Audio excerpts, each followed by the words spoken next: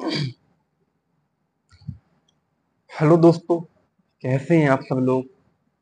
आज मैं आपको एक ऐसे सीरियल किलर के बारे में बताने आया हूँ जो एक बाबा है, जो एक गुरु है, जो अपने आप को भगवान मानता था। लोग उसे चमत्कारी बाबा के नाम से जानते थे।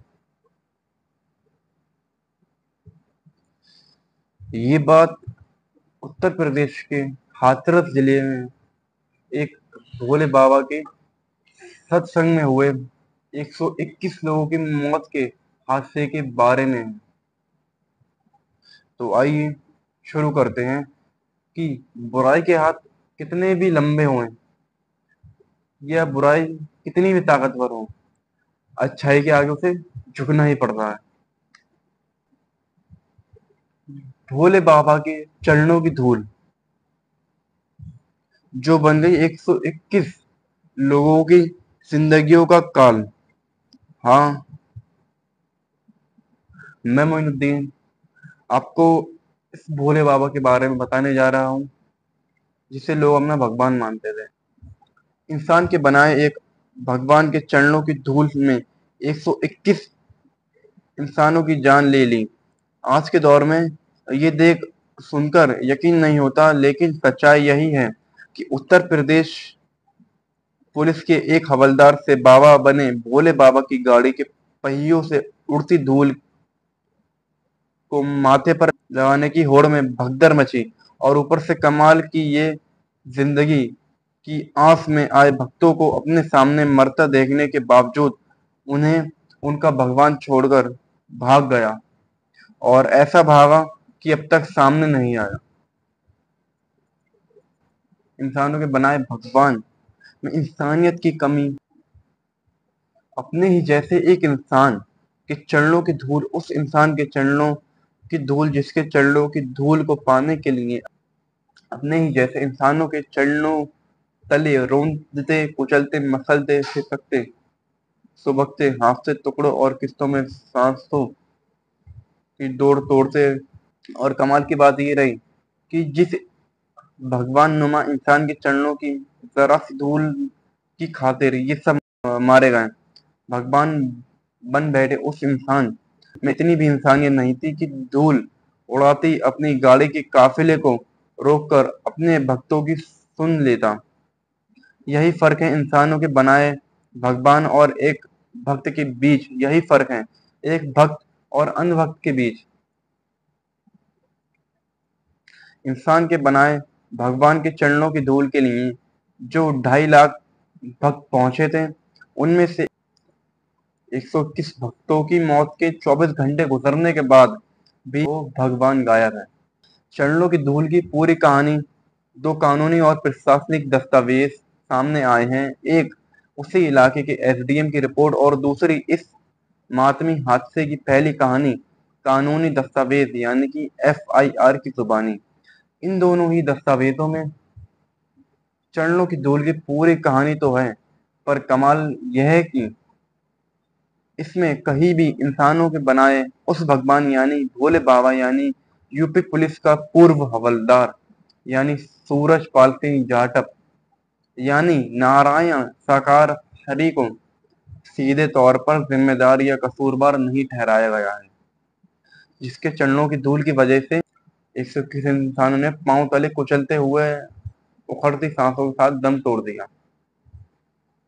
एसडीएम की रिपोर्ट में कई खुलासे। सबसे पहले बात एसडीएम की रिपोर्ट की। हाथरस के एसडीएम रविंद्र कुमार ने ये रिपोर्ट अपने बॉस यानी डीएम हाथरस को भेजी है। डीएम हाथरस मतलब यूपी सरकार को भेजी है। इस रिपोर्ट के मुताबिक 2 जुलाई को नेशनल हाईवे नंबर 51 पर भोले बाबा का प्रवचन कार्यक्रम था। एसडीएम खुद मौके पर मौजूद थे। सत्संग के पंडाल में 2 लाख से ज्यादा की भीड़ भी दोपहर 12:30 बजे भोले बाबा प्रवचन देने के लिए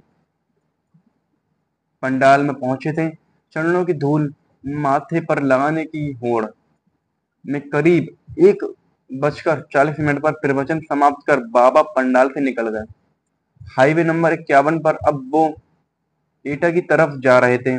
जिस रास्ते में से भोले बाबा जा रहे थे, उस रास्ते पर भक्तों की भीड़ उनके दर्शन चरण स्पर्श और उनके चरणों की धूल लेकर अपने माथे पर लगाने लगी। बीच रोड पर बनी डिवाइडर पर बहुत सारे भक्त पहले से ही खड़े थे। वो भोले बाबा के दर्शन के लिए डिवाइडर से कूद पड़े। एसडीएम के मुताबिक ऐसे हुआ हादसा। हादसे की जो पूरी जानकारी है वो एसडीएम साहब के मुताबिक ये बात मैं आपको बता रहा हूँ कि हादसा आखिरकार हुआ तो हुआ कैसे। भीड़ बाबा तक न पहुंच पाए भीड़ बाबा तक ना पहुंच पाई, इसके लिए बाबा के निजी सुरक्षा कर्मी यानी ब्लैक कमांडो और सेवादारों ने भीड़ के साथ धक्का मुक्की करना शुरू कर दिया। इसमें कुछ लोग नीचे गिर गए, तब भी भीड़ नहीं मानी। अफरा तफरी का माहौल हो गया। खुद को इस भगदड़ से बचाने के लिए भीड़ खुले खेत की तरफ सड़क के दूसरी तरफ भागी। सड़क से खेत में उतरने के दौरान ढलान होने की वजह से ज्यादातर वक्त फिसलकर गिर पड़े। वो उठ नहीं सके और भीड़ उनके ऊपर से होकर इधर उधर भागने लगी। तो ये थी एसडीएम की रिपोर्ट। हादसे की कहानी एफआईआर की जुबानी। जो हादसे की कहानी है वो एफआईआर की जुबानी है। आइए एफआईआर में क्या लिखा है वो भी देखते हैं। अब आइए एफआईआर की जुबानी आपको इस हादसे की कहानी आपको बताते हैं। हादसे के करीब 8 घंटे बाद रात 10:18 पर सिकंदराव थाने में दर्ज इस कहानी के मुताबिक 2 जुलाई को सिकंदराव के फुलरई गांव के करीब जीटी रोड के पास गुरु साकार विश्व हरि भोले बाबा के सत्संग के आयोजन के लिए उनके मुख्य सेवादार देव प्रकाश मधुकर की तरफ से थाने को तहरीर मिली थी। 80,000 की बजाय पहुंचे थे 2.5 लाख से ज्यादा भक्त। कार्यक्रम में करीब 80,000 लोगों के इकट्ठा होने की इजाजत मांगी गई थी।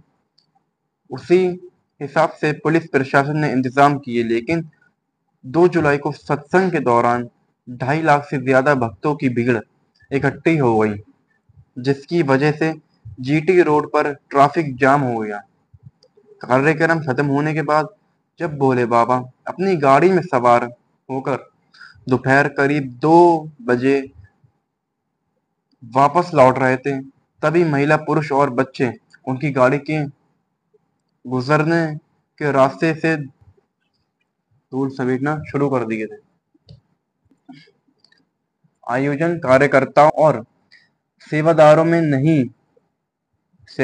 नहीं की मदद। श्रद्धालुओं की बेतहाशा भीड़ की वजह से नीचे बैठे झुके श्रद्धालु दबने कुचलने लगे। जीटी रोड की दूसरी तरफ लगभग 3 मीटर गहरे खेतों में पानी और कीचड़ था। आयोजन समिति और भोले बाबा के सेवादारों ने हाथों में लिए डंडों से भीड़ को जबरन रोकने की कोशिश की, जिससे भगदड़ मच गई। भगदड़ के बाद आयोजनकर्ताओं और सेवादारों ने कोई मदद नहीं की। एफआईआर के पन्नों से गायब बाबा यानी कि रिपोर्ट अभी तक हुई या नहीं हुई कोई पता नहीं चला। ठीक, बेशर्मी का आलम देखिए कि ना एसडीएम की रिपोर्ट में और ना ही एफआईआर में उस भोले बाबा को कहीं आरोपी नहीं बनाया गया, जिसके चरणों की धूल में 121 लोग मटिया मेट हो गए। प्रवचन बाबा का, सत्संग बाबा का, आयोजन बाबा का, भक्तों के बाबा, लेकिन एफआईआर के पन्नों से गायब बाबा और सरकार का दावा ये कि कोई भी नहीं बख्शा जाएगा। वैसे अकेले बाबा को भी क्या ही कहा जाए। कायदे से इन 121 मौतों के लिए अपना पूरा सिस्टम ही जिम्मेदार है। अस्पताल के ट्रामा सेंटर पर नहीं थे डॉक्टर। सच्चाई तो यह है कि 80,000 भक्तों के इंतजाम के लिए भी कोई इंतजाम नहीं था। इसकी वानगी इसी से समझ जाए कि जिस वक्त यह हादसा हुआ तब इस गांव के सबसे करीबी सरकारी अस्पताल के ट्रामा सेंटर में भी सिर्फ और सिर्फ एक जूनियर डॉक्टर थे। अगर खुद पुलिस और प्रशासन ने 80,000 लोगों के हिसाब से भी सत्संग की इजाजत दी तो भी क्या प्रशासन को ये पता नहीं था कि अगर कुछ हो जाता तो कम से कम अस्पताल में 2-4 डॉक्टर तो मौजूद हों। पर इसमें प्रशासन को भी क्या कोसें।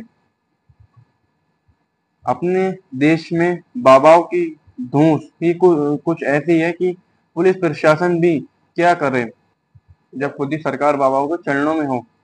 हवलदार सूरजपाल ऐसे बना भोले बाबा। ये भोले बाबा भी ऐसे ही बाबा थोड़ी ही बने हैं। बड़े बड़े नेताओं ने इनसे आशीर्वाद लिया तो सत्ता की उसी ताकत की वजह से ये भक्तों को आशीर्वाद देने लायक बने। असल में जब भोले बाबा खुद पुलिस में थे तभी उनको वर्दी की ताकत के साथ साथ सत्ता की ताकत का भी एहसास हो चुका था। इसलिए नौकरी से उनका मुंह भंग हो गया। वैसे भी 17 साल की नौकरी में कुछ कर ही नहीं पाए थे। जब खुद का करियर नहीं संवार पाए तब उन्हें देश के फल फूल रहे उस वक्त के कई बाबाओं की याद आई। लगा ये सही धंधा है, ना इसमें पूंजी लगानी है, ना और कोई सिरदर्दी है। बस माँ बाप के रखे नाम सूरज सिंह जाटव को वापस माँ बाप को लौटाकर भोले बाबा और फिर भक्त तो है ही भोले बाबा बना देंगे। फिल्मी कहानी से कम नहीं बाबा की कहानी। और सच में सूरजपाल उर्फ भोले बाबा गलत नहीं थे। गलत होते तो इतनी तेज उमस भरी गर्मी में धूल फांकने के लिए 2-2.5 लाख लोग यूं ही नहीं चले आते। पर यही एक सवाल भी है कि आखिर पुलिस का एक हवलदार वर्दी उतारकर सफेद सूट वाला बाबा कैसे बना। इस बाबा में ऐसा कौन सा चमत्कार था जिसको उनके भक्त नमस्कार करने लगे। तो कायदे से खुद इन बाबा की कहानी भी किसी फिल्मी कहानी से कम नहीं। बाबा पर लगा था यौन शोषण का आरोप। दरअसल सूरजपाल सिंह जाटव कभी यूपी पुलिस का एक सिपाही हुआ करता था। इस दौरान लंबे समय तक उसकी पोस्टिंग लोकल इंटेलिजेंस यूनिट यानी LIU में रही। लेकिन नौकरी के दौरान ही उस पर यौन शोषण का आरोप लगा और उसको गिरफ्तार कर लिया गया। इसके बाद उसे जेल जाना पड़ा और इसी जेल यात्रा के चलते उसकी पुलिस की नौकरी भी चली गई। लेकिन जेल में रहते हुए न जाने कौन सा ज्ञान मिला कि बाबा बन गया। जेल से आकर देने लगा था प्रवचन। जेल से बाहर आकर यौन शोषण का आरोपी पुलिस वाला सीधे सत्संग करने और उपदेश देने वाला संत बन बैठा। इसके भजन प्रवचन की शुरुआत पहले इसके घर से हुई, फिर देखते ही देखते इसके चाहने वालों की भीड़ बढ़ने लगी और तब घर से निकल कर सत्संग का सिलसिला अड़ोस पड़ोस में, फिर खुली जगहों में, पंडालों में और अलग अलग राज्यों में शुरू हो गया। बाबा अपने सत्संगों में अपनी नौकरी जाने की बात कभी नहीं कहता। बाबा के खिलाफ है 5 मुकदमे। वो ये बताता कि भगवान के दर्शन होने के बाद उसने खुद ही पुलिस की नौकरी से वॉलेंटियरली रिटायरमेंट ले लिया है। ऐसा नहीं है कि भोले बाबा के नाम से मशहूर सूरजपाल सिंह जाटव पर सिर्फ यौन शोषण का एक FIR ही दर्ज हुआ था, बल्कि सच्चाई तो यह है कि उसके ऊपर अब तक 5 मुकदमे दर्ज हो चुके हैं। इनमें एक एक केस उत्तर प्रदेश के आगरा, इटावा, कासगंज, फर्रुखाबाद और राजस्थान के दौसा में दर्ज हुआ है। तो दोस्तों ये रही हमारी आज की स्टोरी, आज की कहानी। कैसी लगी आपको कमेंट करके प्लीज जरूर बताइएगा और हमारे इस चैनल को प्लीज जरूर सब्सक्राइब कीजिएगा और बेल आइकॉन का बटन ज़रूर प्रेस कीजिएगा। दोस्तों, फिर मिलेंगे एक नई कहानी, एक नई स्टोरी, एक नई वारदात के साथ। तब तक के लिए धन्यवाद। आदाब।